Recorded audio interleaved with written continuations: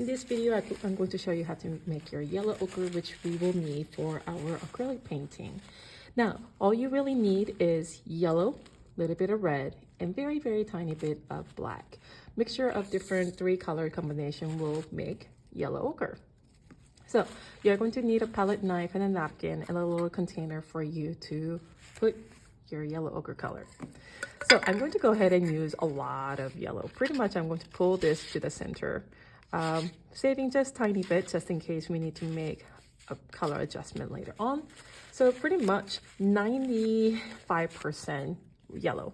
I'm going to go ahead and put just tiny bit of red. We don't want it to be too dark. Always start with small amount and just tiny bit of black. That's all we really need. Just tiny bit. I just dip my palette knife there and I'm going to go ahead and start mixing it. You are going to see the yellow and red mixing, very bright color, but the black is really toning it down. So it's pretty bright, which is great. Always go from light to dark. It's extremely difficult to make it lighter. This is pretty color, but I just don't think it's dark enough. I really like to tone it down just a tiny bit. So I'm going to go ahead and cleave my knife. This is what we are trying to achieve. So I see that I need a little bit of black, just a tiny bit more. Don't go too crazy with it. And use your whole palette knife to start toning it down.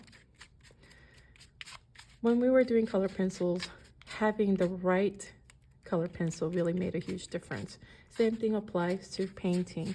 I spent a lot more time mixing colors than actual painting because if you don't have the right proper tools, it's not going to do so well.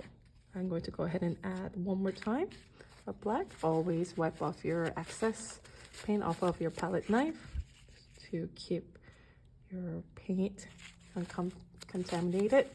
And I'm going to go ahead and start painting.